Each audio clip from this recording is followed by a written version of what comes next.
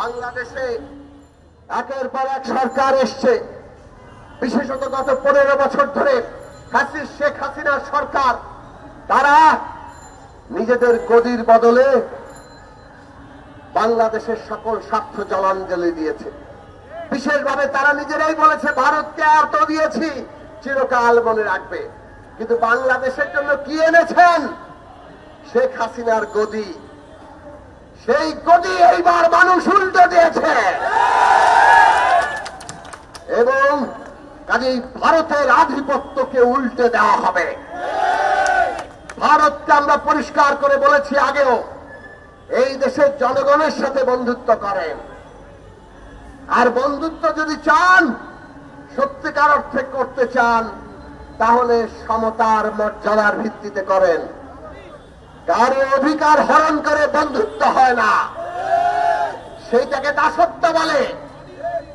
যে আমাদের অধিকার হরণ করছে, আমাদের প্রতি মুহূর্তে ঠকাচ্ছে, তাদেরকে যদি আমরা বন্ধু ভাবি, তাহলে আসলে আমাদের শারীরিক ভাবেই আমরা কেবল দাস নই, মানসিক ভাবে আমরা দাস। দাসত্বের যুগ শেষ হয়েছে। বাংলাদেশের মানুষ আর ওই ভারতের একতরফা সমস্ত কিছু বাংলাদেশ থেকে তারা কেড়ে নিয়ে যাবে, আর আমরা আমাদের অধিকার পাবো না, এইটা আর মানবে না বাংলাদেশের মানুষ। ভারতকে আমরা বারবার বলেছি, আমরাও প্রতিবেশী বদলাতে পারবো না, আপনারাও প্রতিবেশী বদলাতে পারবেন না। কাজেই আমরা দুই দেশের জনগণের মধ্যে বন্ধুত্ব চাই, কিন্তু সেই বন্ধুত্ব যদি মর্যাদার ভিত্তিতে না হয়, আপনারা যেহেতু ক্ষমতার দেখান, দাপটের উপরে চলতে চান।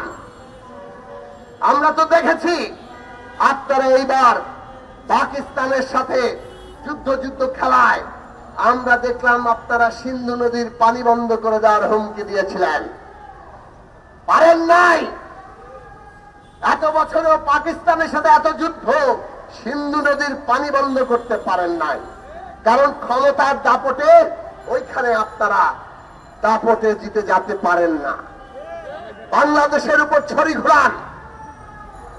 আমরা বাংলাদেশের মানুষ অভ্যুত্থান করেছি একটা নতুন যাত্রার জন্য।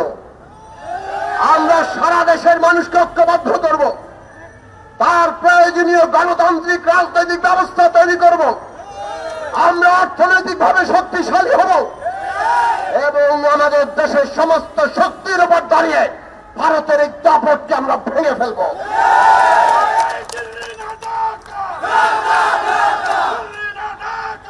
আমরা বাংলাদেশের মানুষকে শুষ্ক মৌসুমে এইভাবে খরায় পরিণত করে আমাদের দেশের মরুকরণকে আজকে যেভাবে ভারত দিনের পর দিন চালিয়ে যাচ্ছে, এইটা বাংলাদেশের জনগণ আর মানবে না। আমাদের দেশের আগামী দিনের রাষ্ট্র পরিচালনা যাতে সেই জায়গায় যায়, সেই রকম ভাবে আমাদের রাজনীতি করে তুলতে হবে। আর সেই কারণে নতুন রাজনৈতিক বন্দোবস্ত দরকার।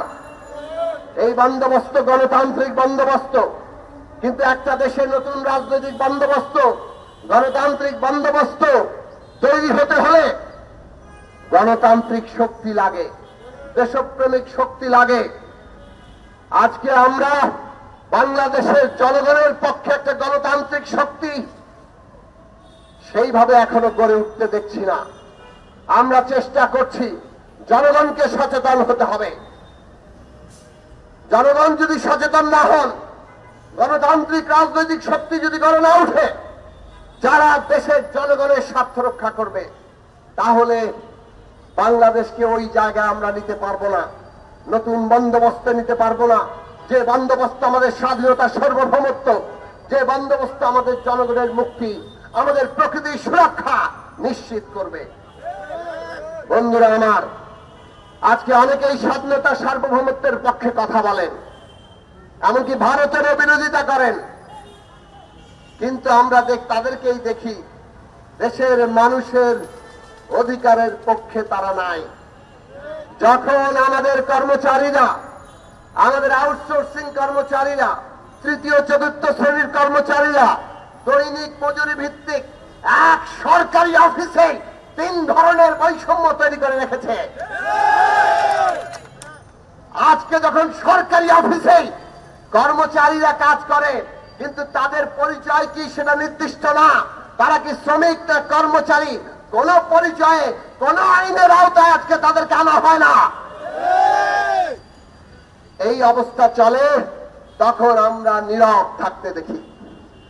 আমরা দেখি যখন গার্মেন্ট শ্রমিকরা তারা আন্দোলনে নামে, তাদের বাঁচার দাবিতে, মজুরির দাবিতে, অধিকারের দাবিতে, ট্রেড ইউনিয়নের দাবিতে, তখন আমরা অনেককে নীরব থাকতে দেখি। যখন আমার কৃষকেরা ফসলের দাম পায় না, এই যে ধান কাটা হচ্ছে, কৃষক ঠিক মতো ধানের দাম পাবে কিনা তার নিশ্চয়তা নাই, কিন্তু বাজারে হু হু করে দাম বাড়ে।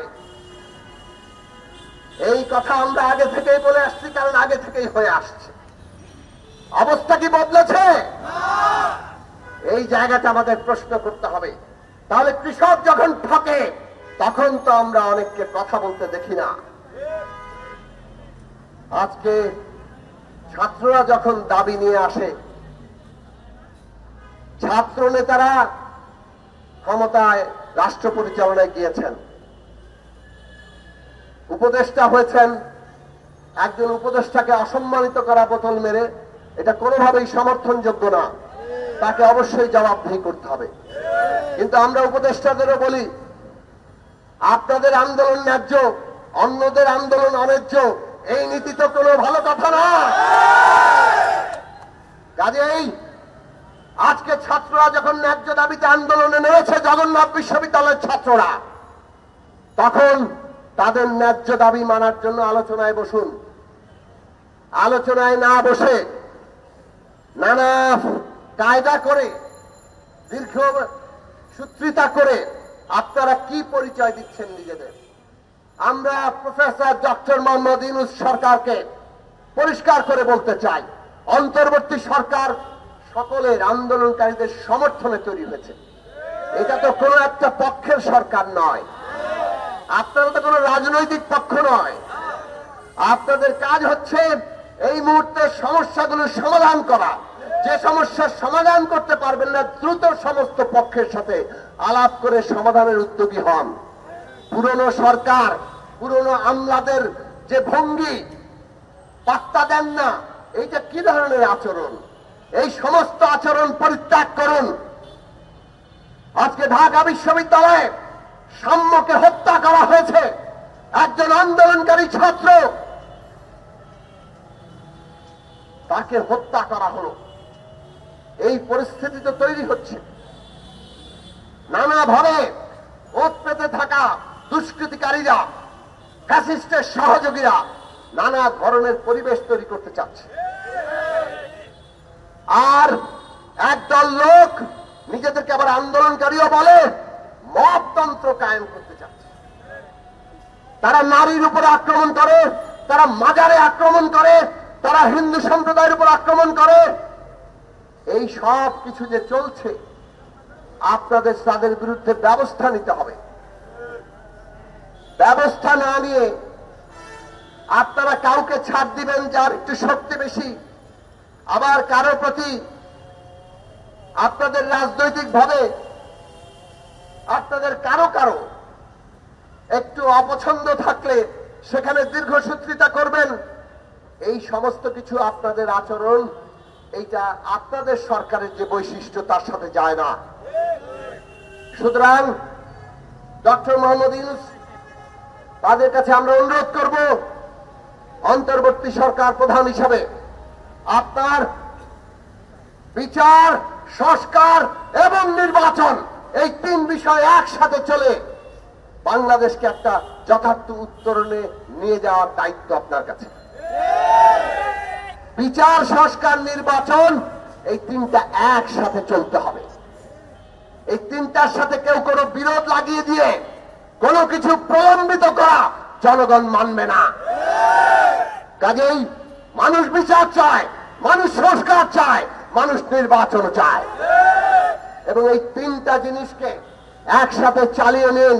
সমস্ত রাজনৈতিক পক্ষের সাথে আরো নিবিড় আলোচনা করুন এবং ইতিমধ্যে যতগুলো সমস্যা তৈরি হচ্ছে সেই সমস্যাগুলোকে দ্রুত সমাধান করে আজকে জনগণের যে ঐক্য, সেই ঐক্যকে ফিরিয়ে আনুন। আমাদেরকে অনেক আন্তর্জাতিক পরিস্থিতি মোকাবেলা করতে হবে। বিশেষত ভারত সরকার তাদের উগ্র ফ্যাসিস্ট ওই বিজেপি সরকার, তারা যে ধরনের নীতি গ্রহণ করছে, তাহলে তার বিরুদ্ধে বাংলাদেশের জনগণের ঐক্যই হচ্ছে আমাদের একটা শক্তি। আর সেই ঐক্যকে সারা দুনিয়ার কাছে আমাদের হাজির করতে হবে। আপনাদের কোন ভূমিকা যাতে জনগণের মধ্যে কোন অনৈক্য সৃষ্টি না করে, সেইটা আপনাদের সর্বাগ্রে বিবেচনায় রাখা দরকার। আর সে কারণে আমরা বলি, আজকে ফারাক্কা দিবসে আহ্বান জানাই, বাংলাদেশের স্বার্থ ঊর্ধ্বে তুলে ধরার জন্য আপনাদের ঐক্যবদ্ধ করার যে উদ্যোগ, সেই উদ্যোগ আমরা দেখতে চাই। চট্টগ্রাম বন্দর আপনারা বিদেশিদের কাছে দিতে চান, জনগণকে একমত কিনা সেটা আপনারা জিজ্ঞেস করেন নাই। কি পদ্ধতিতে তা দেওয়া হচ্ছে আপনারা সেটা খোলাসা করেন নাই। এইভাবে কাজ করার এখতিয়ার আপনার নাই। আপনাদের উচিত রাজনৈতিক পক্ষগুলোর সাথে আলোচনা করা। এই মুহূর্তের কাজ বিচার, সংস্কার এবং নির্বাচন। এই তিনটে কাজকে সুস্পষ্টকরণ করেন, সুস্পষ্ট রোডম্যাপ দেন এবং তার মধ্য দিয়ে বাংলাদেশের মানুষকে ঐক্যবদ্ধ করেন। তারপরে আমরা ঠিক করতে পারবো আমাদের উন্নতির জন্য আর কি কি প্রয়োজন, এবং আমরা যেগুলোতে জনগণ একমত হয় আপনাদের সরকারকে আমরা পূর্ণ সহযোগিতা করব। জনগণকে বিভক্ত করে তাদের মধ্যে অনৈক্য সৃষ্টি হয়, এই রকম তৎপরতা চালিয়ে নিজেদেরকে একটা রাজনৈতিক পক্ষ হিসেবে দাঁড় করিয়ে আপনারা আপনাদের মর্যাদা ক্ষুণ্ণ করবেন না। বন্ধুগণ, আবারও এই সমাবেশ থেকে আমরা গত 50 বছর ধরে মৌলানা ভাসানী লং মার্চ আমাদেরকে যে পথ দেখিয়েছে, এই দেশের মানুষের মুক্তি, প্রাণ প্রকৃতির মুক্তি এবং আমাদের দেশের স্বাধীনতা সার্বভৌমত্ব রক্ষা করা, এই তিনকে এক সূত্রে গঠিত করে বাংলাদেশের জনগণকে ঐক্যবদ্ধ করে গণসংহতি আন্দোলন তার এগিয়ে চলাকে আরো সুদৃঢ় করবে এবং আগামী দিনে জনগণের স্বার্থ রক্ষায় যে কোনো রকম আত্মত্যাগ করার জন্য আমরা প্রস্তুত আছি। সেই লড়াই আমরা চালিয়ে যাব।